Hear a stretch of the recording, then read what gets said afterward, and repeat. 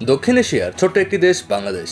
আমাদের এই দেশের প্রতিবেশী দেশ হিসেব করলে ভারত, মিয়ানমার, চীন, নেপাল, ভুটান সহ আরো কিছু দেশ রয়েছে। কিন্তু বাংলাদেশ ধর্মীয় দিক হতে মুসলিম প্রধান এবং বিশ্বের চতুর্থ বৃহত্তম মুসলিম সংখ্যাগরিষ্ঠ দেশ হলেও আশেপাশের আর কোনো রাষ্ট্রই কিন্তু মুসলিম সংখ্যাগরিষ্ঠ নয়। কিন্তু কেন বাংলাদেশে মুসলিম জনসংখ্যার এতটা আধিক্য? কি কারণে? কেন বাঙালিরা মুসলিম হয়েছিল? ইসলাম গ্রহণের আগে বাঙালিরা কোন ধর্মে বিশ্বাসী ছিল? এইসবের ইতিহাস নিয়ে আমরা আমাদের আজকের ভিডিও সাজিয়েছি। শত বছর যাবৎ মুঘলরা, মামলুকরা শাসন করেছে ভারতবর্ষ। এরপরও ভারত, নেপাল, ভুটান হিন্দু অধ্যুষিত এলাকা, কিন্তু বাঙালিরা মুসলিম। ইতিহাসবেত্তাদের মতে খ্রিস্টীয় সপ্তম শতক থেকে দশম শতাব্দীর মধ্যে বাংলাদেশে ইসলামের আগমন ঘটে।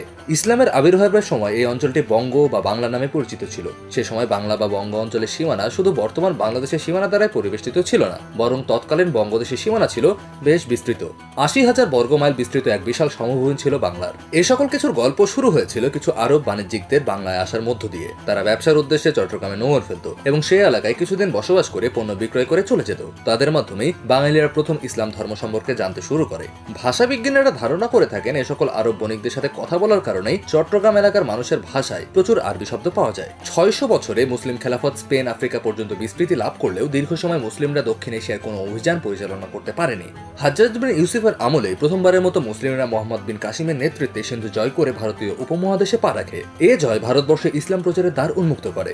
কিন্তু মোহাম্মদ বিন কাসিমের এই বিজয় এই অঞ্চলের রাজ্য প্রতিষ্ঠার লক্ষ্যে ছিল না। পরে ১০০০ সালের দিকে সবুক্তগিনের বংশধর আলেপ্তগিনের ছেলে সুলতান মাহমুদ সহ সকলে আফগান অঞ্চল হতে ভারতবর্ষে আক্রমণ চালালেও তারা কেউই ভারতবর্ষে স্থায়ী সাম্রাজ্য স্থাপন করেনি। এসেছেন, দেখেছেন, জয় করেছেন, ফিরে গিয়েছেন। ভারতবর্ষে মুসলিম সাম্রাজ্য শুরু হয় মূলত ঘুরি সাম্রাজ্যের হাত ধরে।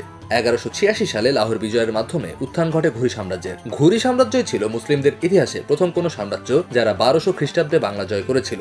ঘুরি সাম্রাজ্যের একজন অত্যন্ত বিচক্ষণ জেনারেল ছিলেন ইখতিয়ার উদ্দিন মোহাম্মদ বিন বখতিয়ার খিলজি। ১২০৪ সালে খিলজি লক্ষণ সেনকে মাত্র ১৮ জন সৈন্য দিয়ে পরাজিত করে বাংলা দখল করে নেন। বখতিয়ার খিলজি একজন তুর্কি বংশোদ্ভূত মামলুক ছিলেন। বখতিয়ার খিলজি বাংলাকে ঘুরি সাম্রাজ্যের অধীনে নিয়ে আসেন। খিলজির এই বিজয়ের ফলে বাংলায় ইসলাম ব্যাপকভাবে পরিচিত ও প্রসারিত হয়। এ সময় দলে দলে মুসলিমরা বাংলায় এসে বসতি স্থাপন করে এবং ইসলাম প্রচারের কাজ শুরু করে। মাঝের সময়টিতে ৫টি রাজবংশ পুরো ভারত ভূখণ্ড শাসন করে।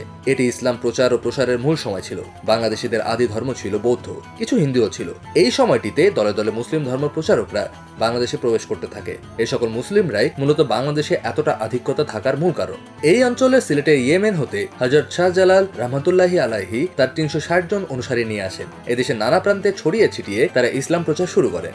ইসলামের জনপ্রিয়তা বৃদ্ধির সাথে সাথে এই অঞ্চলে থাকা বৌদ্ধ বিহার এবং হিন্দু মন্দিরগুলোর প্রাধান্য কমে যেতে থাকে। ১৩০০ সালের মাঝের দিকে সন্ন্যাসীরা নেপাল, ভুটান, তিব্বতের মতো প্রত্যন্ত অঞ্চলে চলে যায়। পরবর্তীকালে বাংলা শাসনা পরিচালনা করে দিল্লি সুলতানরা। মুসলিম জনসংখ্যা ক্রমান্বয়ে বাড়তে শুরু করে।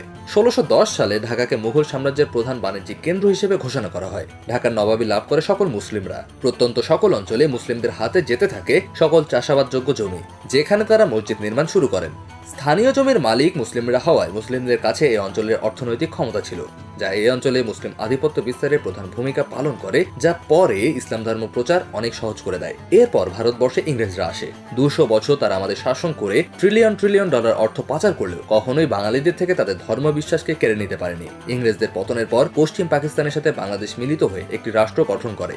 পাকিস্তান ধর্ম বিশ্বাসে আপাতমস্তক ইসলামে বিশ্বাসী হওয়ায় বাংলাদেশিদের ইসলাম প্রচার প্রসার বৃদ্ধি পায়। ১৯৭১ সালে পাকিস্তানের থেকে স্বাধীনতা লাভ করার পর আমাদের দেশ বর্তমান বাংলাদেশ হিসেবে পরিচিতি পায়, যা বর্তমান বিশ্বের চতুর্থ বৃহত্তম মুসলিম সংখ্যাগরিষ্ঠ দেশ।